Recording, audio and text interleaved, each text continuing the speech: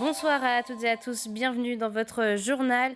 On commence cette édition avec l'accueil de nouveaux réfugiés ukrainiens à Mouilleron-Saint-Germain. Après plusieurs jours de voyage, cette trentaine de réfugiés est arrivée tard hier soir.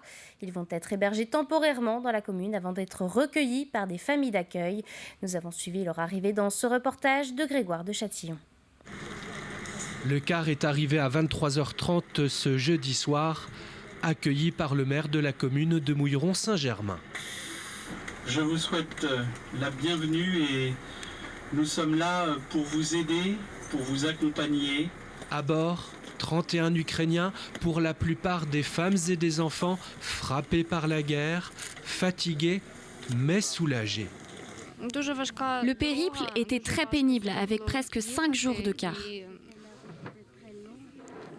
Nous sommes tellement fatigués qu'il est difficile d'expliquer la situation que nous vivons. Nous les accueillons avec les bénévoles de la commune de Mouilleron-Saint-Germain, du pays de la Châtaigneraie, la protection civile, mais aussi les services de l'État et la REAMS. Et là, nous procédons actuellement, grâce à nos interprètes, au dispatching dans les différentes chambres du domaine Saint-Sauveur. Des réfugiés venus des 4 coins de l'Ukraine, arrivés en famille, parfois seuls, dans ce lieu dédié à l'hébergement de groupes mis à leur disposition par la communauté de communes du pays de la Châtaigneraie. Un temps de répit pour ces Ukrainiens accompagnés, aidés par des bénévoles et la protection civile. La mission pour la protection civile ce soir, c'était de pouvoir à la fois proposer les premiers kits d'hygiène pour les Ukrainiens qui arrivaient en bus et également de pouvoir les accompagner au niveau de leur chambre pour qu'ils puissent prendre possession des lieux. On a également mis en place une surveillance médicale avec un médecin et un infirmier de notre association qui sont présents en cas de besoin ce soir. Je suis très heureuse et très surprise pour cette bienveillance à notre arrivée. Il y avait le maire de la ville. C'était très agréable qu'il y ait autant de monde avec des sourires dans cet endroit. Ça me plaît beaucoup d'être ici. L'air est pur. Un air pur, sans sirène, sans bombardement, dans la campagne vendéenne, ces réfugiés ukrainiens pourraient dans un deuxième temps rejoindre des familles d'accueil. En attendant, ils peuvent dormir en paix. Environ 7000 Ukrainiens devraient arriver prochainement dans la région des Pays de la Loire.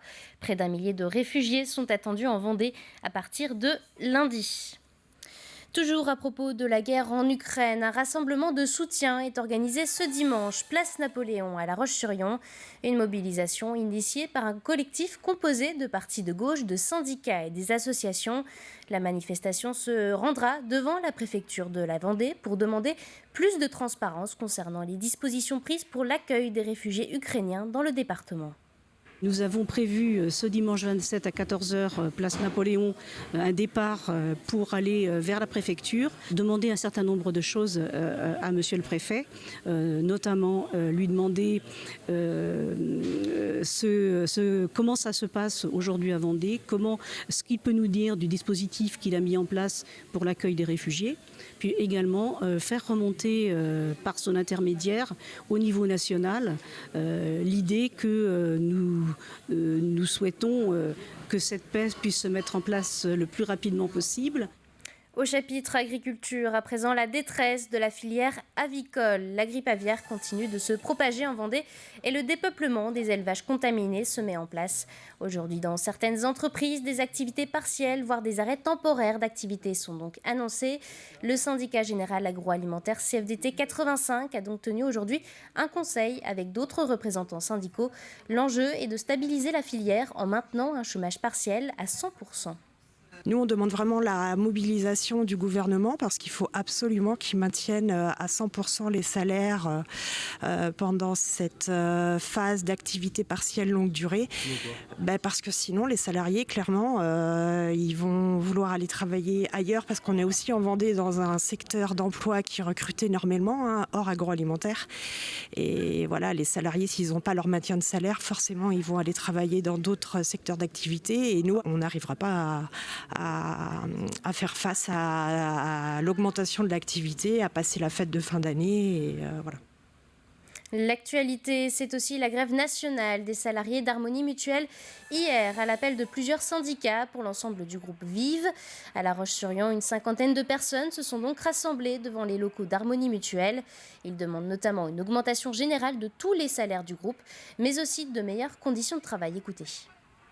Aujourd'hui, la demande, elle est forte, c'est 200 € d'augmentation de salaire mensuel net, quelle que soit en fait notre fonction. Ensuite, un contrat de mutuelle, puisque en fait c'est ce qu'on propose à nos adhérents.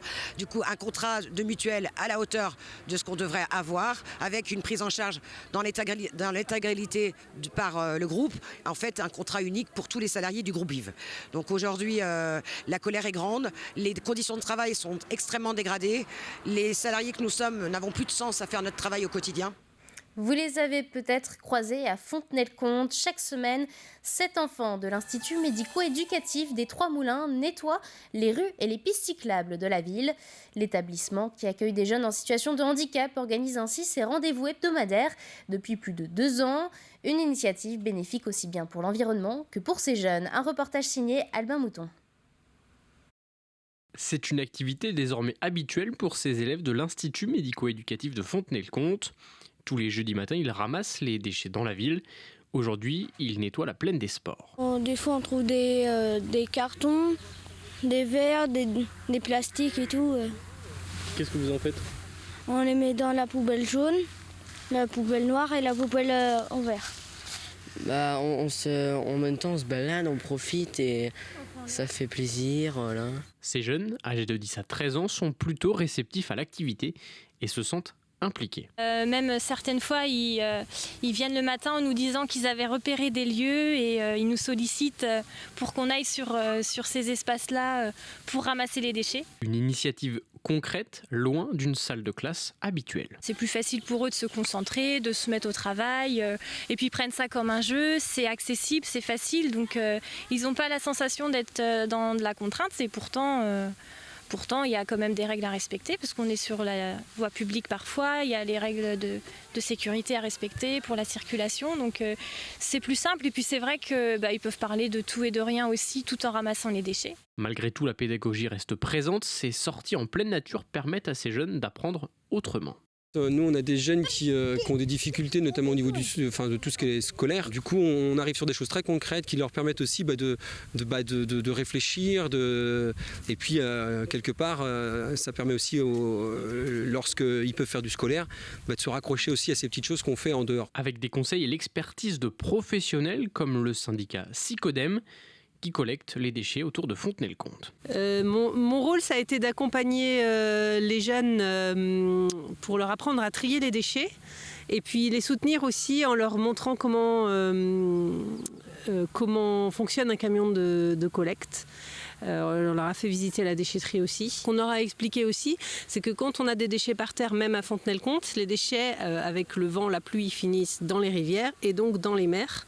Et quand on a entendu parler du 7e continent avec le plastique, on s'imagine pas forcément que c'est les déchets qui sont sur terre, en pleine terre, mais si par l'intermédiaire des rivières, c'est ceux-là qu'on retrouve dans la mer. Les déchets ramassés lors de chaque sortie sont ensuite jetés dans les poubelles, gérées par SICODEM.